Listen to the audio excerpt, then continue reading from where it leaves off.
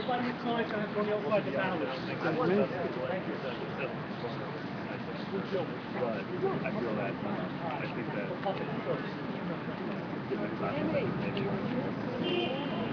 for your time. I really appreciate it. Can you guys talk about, there's a certain amount of money and restitution and fines that Jeremy's plea involves? Is he in a position to pay that, or how are you going to handle it?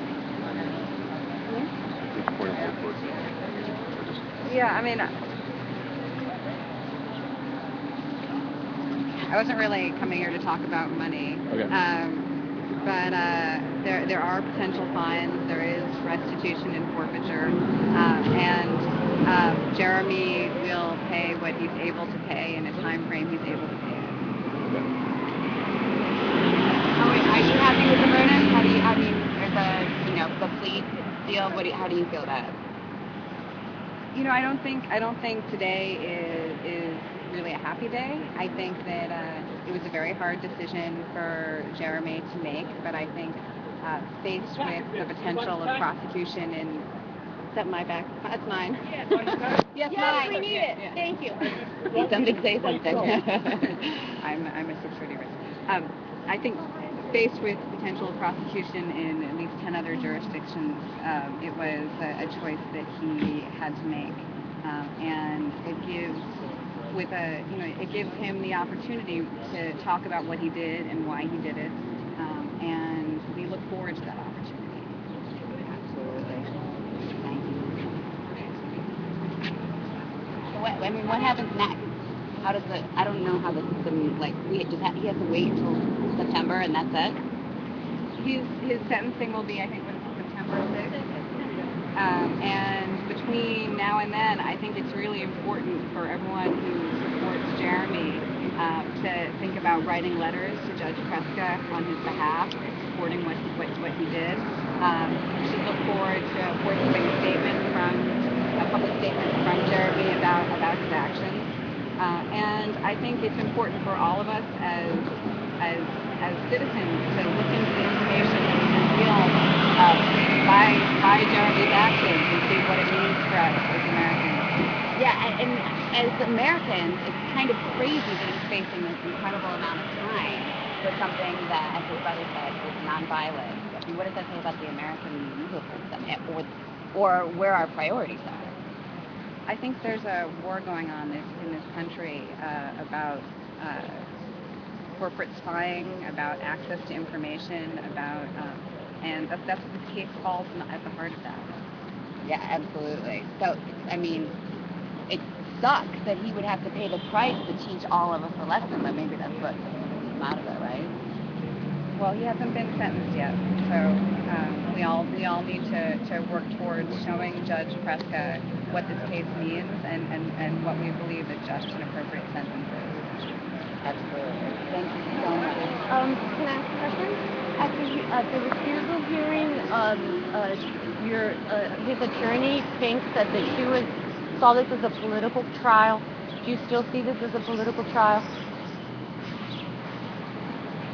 The government has discretion in how it enforces its laws. Here we have the CFAA, and we have the government choosing to prosecute a person who worked towards making information public for everybody. So yes, I see it as a political trial. And do you find it unusual that the prosecution chose to use the word, rather than violations of the Computer Fraud and Authorization Act, to use the word hack with all its implications in the dominant narrative? I don't know if I have an answer to that one. Do you have an answer? Do I think it's a hack in the dominant narrative? No, I think it's pretty standard. Is it really standard? Because I feel that word is so maligned, cyber terrorism, hacking, hackers, and it's connected usually to economic gain or to some type of other harm, not information activism. Does Democracy Now! Have a question? Just saw a headline through it, a short soundbite. Could you just tell us how today's hearing fit into the larger picture of the way he has been tried so far? How this falls into a larger picture. today, Jeremy Hammond pled guilty to superseding information, charging him with hacking Stratford. And this is the point in his case, because he's pled guilty, this is now his opportunity to tell the world what he did and why he did it. So that's the stage of the case we're at. Can you tell us about the conditions he was facing during the 14 months leading up to this trial? He's been held at MTC, as probably everyone knows. He's often been put in solitary confinement. He most recently had no access to the phone for a month, right leading up to this moment. He has been denied family visits for a year and community visits for 2 years. And very challenging. How do these conditions impact the outcome of the trial? Well, we didn't have a trial, but I think that he tried to work around these conditions. He's a very strong person, a great moral character. It's been a pleasure for me to get to know this young man. I really hope that Judge Pesca will give him respect. So where should we expect to see his information now, and where is he going to be? What outlet is he going to use to He's going to use his support website, freejeremy.net. I imagine that there's going to be a series of different opinions that he'll write and different articles that he writes, and I think that we'll have an opportunity for to watch the press.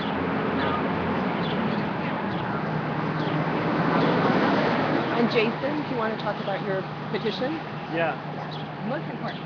Yeah. Well, there's a petition at change.org, and it's available at freejeremy.net. So, yeah, I myself started it. So, yeah, it's basically saying that we should think that 15 months of time for my brother basically to non-violent civil protests. And so, to support Germany, it would be a good idea to sign that petition and hopefully that judge will arrest me. Take it. And that'll all be available on freejeremy.net. Do you think, maybe this is a question for the counselors, do you think that really in the way the trials are now different from maybe 20 years ago, that even if you went to trial, it wouldn't be like putting Stratford or putting the government on trial, that the way everything's done in pre-trial motions now, really, would there be any opportunity to do something like that if he had gone to trial, or would it have been very cut and dry? That's a very hard question to answer. It's a very hard question to answer. It's hard to know what we could have done with Stratford, but our real problem was that we were facing over 30 years, and we were facing multiple jurisdictions. And that was more difficult for us to deal with than anything else. So there was a lot of pressure upon us to make a decision to free Jeremy up, to talk about the case right now, and to deal with sentencing in this situation. And do you think that the fact that Jeremy was taken out of his hometown, Chicago, where he had the support of his family and his friends and the activist community, and that he hasn't been able to visit with his family and his draconian conditions of incarceration, perhaps irrespective of guilt or innocence, that it would have to come down to taking a plea because of this type of asymmetrical warfare where someone has absolutely very little hope of receiving, not the full force of the law. When it seems like the government came down on him with the full force, guns out. Just No, and that's absolutely true. I mean, the original charges and the original threats and the original sentence were outrageous and draconian. And certainly separating him from his family was a very difficult thing for him and was an isolating factor. Fortunately, he was able to build, because of his moral stance and because of who he is, he was able to build support here. But it's been very difficult for him, and it will continue to be difficult for him, and that's why it's really important for everybody to show their support and to get behind him and to make sure that his sentence is very short, if at all. any other questions? Yeah, you've spoken before about how the terms of his imprisonment up until now have made it very difficult to confer with him in mounting a defense. Did those obstacles play any role in the decision to make a plea today? So Jeremy is very strong, and he was ready to face the charges.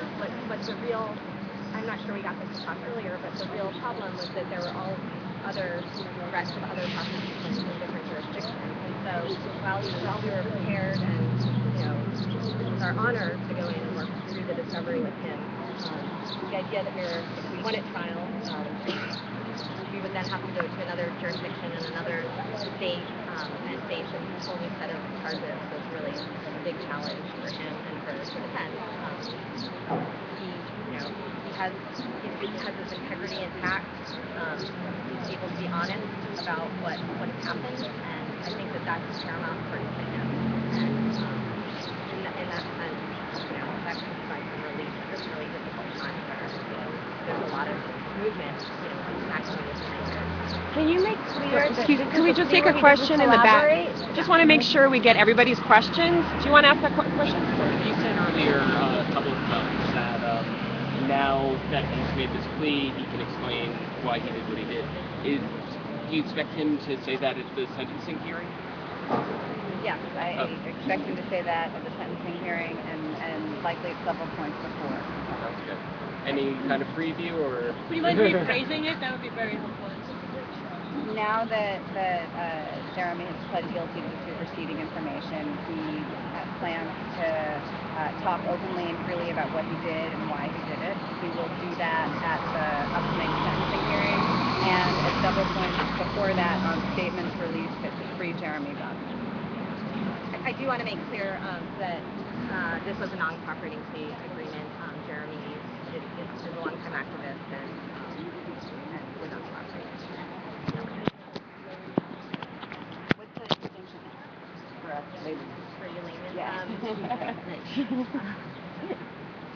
As the terms of this plea agreement did not require Jeremy to meet with the government and discuss what they'd done, either technically to facilitate prosecutions of any other people, or to really share any information about what he had done or what other people had done.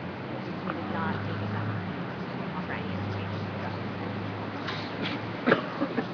Do you think he can get visits now and phone calls now that he's collected? His phone privileges are back, but he will not be able to get them for some time. But none of that has anything to do with today. This has to do with these are punishments imposed on him by the Bureau of Prisons for perceived disciplinary infractions. It has nothing to do with whether he decides to plead guilty or go to trial. A question for Jason. Have you met with your brother recently, and how's he doing? I have not. If you could rephrase the question. I have not had an spoken. opportunity to meet with Jeremy since he was arrested. Except for one very short, brief visit in the courtroom, the last court date, when Judge Lerner Prescott permitted me and my mother to visit with him in the courtroom for like 5 minutes. So other than that, no, I have not had a chance to visit him. They denied me participation here, and then they do like a disciplinary action here at the FCC. Jeremy was like banned from that. He was not permitted to have visitors for like 2 years for non-family, 1 year for family. So yeah, Jeremy was not permitted to have visitors for a year after so I not seen him that one time. Have you been able to write letters and receive letters? I have written Jeremy many times. What sense do you get from reading his letters about how he's doing? Well, he's strong. He's like he knows exactly where he's at. He feels confident with his legal team. He feels confident that there's a lot of people that are supporting him. He's got a lot of letters. So, All the letters really help lift his spirit, so it's a really great thing to write letters to Jeremy. Thank you. Thanks, guys. Thank you. I have a statement from the Hammond Sport Network in Freeanon. Wait, introduce yourself and your name to the camera. My name is Michelle James. The following is a joint statement from the Hammond Support Network and Freeanon Solidarity Network. On March 5th, 2012, our comrade was stolen from us, and we are stricken and angry. We fought with Jeremy Hammond since the day of his incarceration, and as long as there is air in our lungs, we will continue to fight for him. To the United States government, do not think that this hearing marks the victory of your unjust system. Today only marks a new turn in this fight, and we do not fight for just one, but for all. You will hear us wherever wherever the threat of injustice is seen. We are your children, your mothers, your fathers, your sisters, and your brothers. We stand together with all jailed and prosecuted activists, journalists, and whistleblowers who at great personal risk speak out in the name of truth and are ensnarled in the prison for profit paradigm. We will not grow weary and we will not be silenced. You may hold our family behind bars, but their voices will never be silenced. We will continue his work as we continue to fight for his cause. Jeremy has been placed in solitary confinement on multiple occasions throughout his time at the MCC. He has been refused phone calls and visits from his family. He has had his commissary privileges taken away. You may think these are small penalties, but to a man who relied on simple staples such as tuna fish and ramen noodles in order to have enough to eat, it's nothing short of abuse. Placing a prisoner in solitary confinement and refusing him even the smallest interaction with others is criminal. But while you abuse our comrades, we will continue our efforts to remind the public that your surveillance state will be your downfall. Jeremy Hammond is a freedom fighter for all. He is an activist, a brother, a son, and a friend to many. Those of us who know Jeremy will continue to fight for him, and we are many. We are disgusted and outraged at the treatment he has received in order to force a plea from him, a non-violent man. Your behaviors do not go unnoticed. We previously noted a conflict with Judge Loretta Prescott, and a motion to recuse was denied. We previously noted Jeremy's limited access to discovery, making it impossible for him to assist in his own defense. This is ignored. We have heard Jeremy compared to an online sex offender because he uses Tor. We have heard opinions from Judge Prescott about what Jeremy Hammond could do, rather than what he has a history of actually doing. If you want to know what Jeremy has a history of doing, ask his friends in Chicago.